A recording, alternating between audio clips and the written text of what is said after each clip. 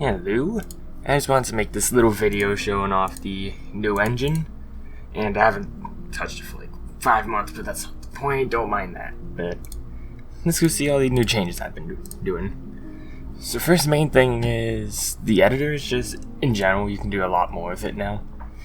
So let's get a little example here. And the scene's fully editable through this hierarchy, which is a very nice thing to have. So all components in the engine, all entities I should say, will contain a transform component, and which you can modify name and position information. And one of the most painful things with this whole thing was the internal ID system, like UUID, so I could properly assign parents in and have it export and load back into save files. But that was a pain to get working.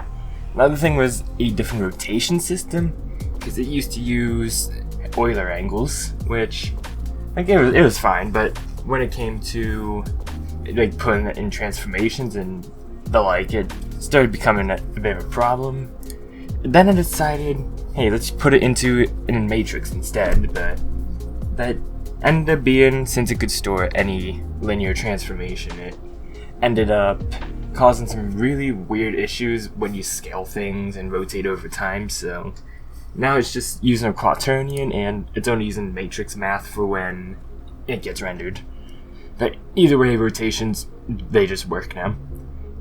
In addition to the transform component, there's a good set of other components we can have. So the mesh filter, the mesh filter and mesh render thing, this idea came from the Unity engine, where you can mesh filters the mesh data and the rendering is the material. So first we need to give it some kind of model, and this is with this new panel on the left here, the asset panel. And this is something the engine can detect any asset you put into its directories. So if I expand my models, I got some nice little models to play with. And yeah, I don't have good shaders written for some of these, so let's use this cottage as an example. Yeah, so you just click and drag it, and you can drag it into that model thing.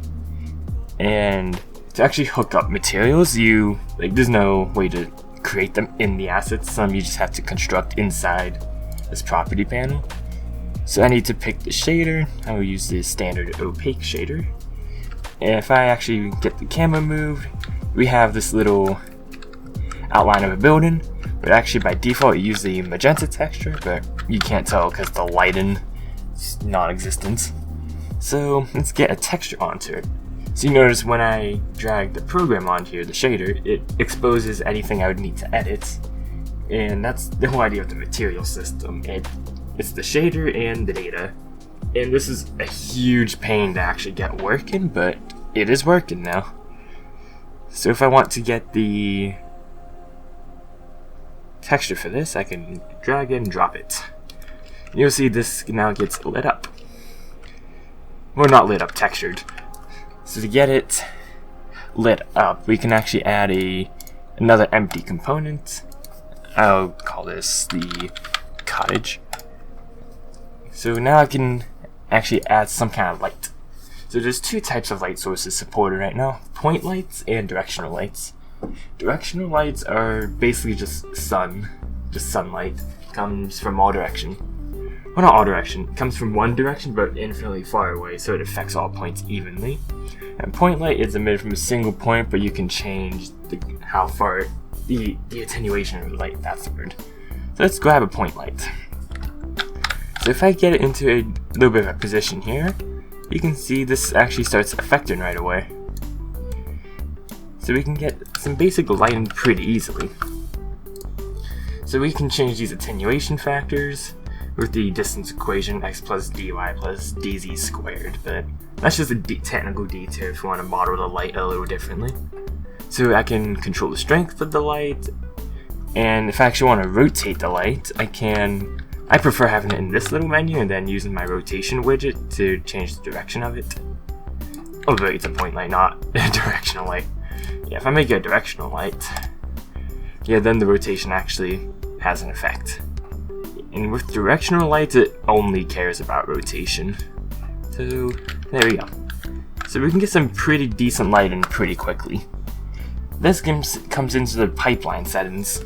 We have the minimum light value, which, if I actually turn it off, things that don't receive any direct lighting just come pitch black, which personally I thought just looked bad, so I add this little setting so you can give the darkest part of the scene just a little bit of light. The next thing here is the clear color. This affects just the sky color and the fog values. And speaking of fog, we have the two planes. And I decided these are just going to be just a near and far plane, and it just uses a smooth step function to actually calculate that. So let's put it between 0 and 100. And right away you can start seeing the effect of the fog on the scene. Now I could go into all the details about specific shaders, but I'm not going to waste so much time doing that. What I would do instead is I'll open this existing scene I worked on. So I'll just pull it open, and I have this little test scene I've been playing with.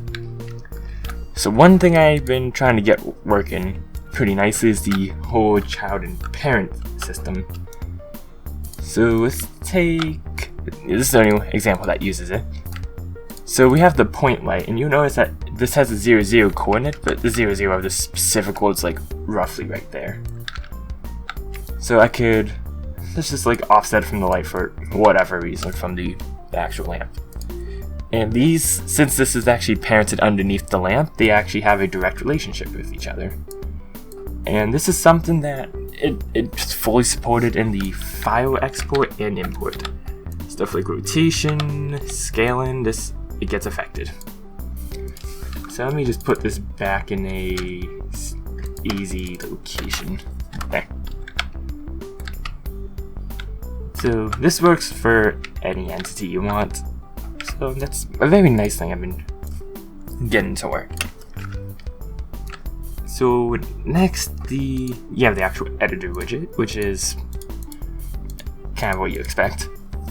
Then you have your camera settings, you have sensitivity to mouse, the actual clipping planes. This is separate from fog.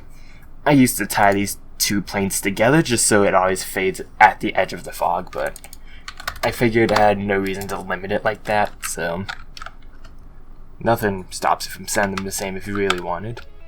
I may add a couple utility things to make that easier. And I actually will go over one more of the shaders here, which is actually the terrain. Now this is not an actual terrain mesh really, it's just a primitive quad, I just scale it to be huge. But the specific shader, it takes a blend map that stretches across the surface, and depending on the colors I can tile these textures across it to make these little pathways. See, as for other things, I can duplicate entities, remove them, clone them. I can affect the scaling of the tiles on the terrain if I wanted. The last thing I'll touch on is just the displays, just a general rendering pipeline stuff. So when I first render objects, these shaders have to output three values. So right now the 3 values and not 3 values, but 3 pieces of information. It has to output the texture color, which is like the intrinsic color of the actual thing you're rendering. This is the position. This is going to be used, actually it is used to calculate fog distances instead of using the near plane, which causes fog to be further away towards the edge of your screen versus using an actual distance which keeps it spherical. That's the only thing this is really used for right now. And actually it's used for point lights as well, so I lied. And another thing, this will be used to calculate reflections, and that's going to be another piece of information I'll have to send in the next update. Because as of right now, there's just no reflection information. So that's position. Then we have the direction each face is facing, every pixel's facing, which helps, actually it's necessary for the lighting calculations to be done correctly. See, then we have the accumulation. This has to do with the lighting information.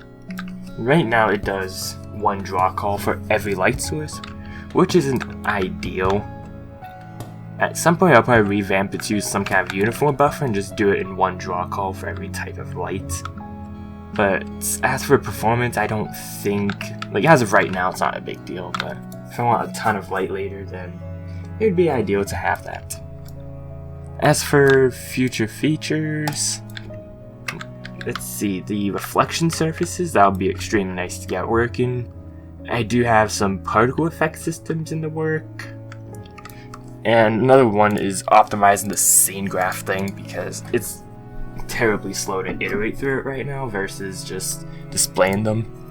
Because, for example, to move this inside this local coordinate space, like, there's a lot of unnecessary matrix math I'm doing to handle that right now. But it's what it is. Optimizing, gotta do a lot of that. As for any other little details, see terrain generation, that's another big plan to have. Like procedural terrain generation, height maps. Something else, I do want to get like terrain painting, which I think would be a super cool feature to have in this. Maybe sculpting, but I have a feeling that's gonna introduce a lot of challenges. Like particle effects, wind, distortion, things like that. That's the main things I want to get working right now. But yeah, that's where the engine is right now, and I'll make another video when I have some more decent progress to show for it. See you whenever I do the next episode.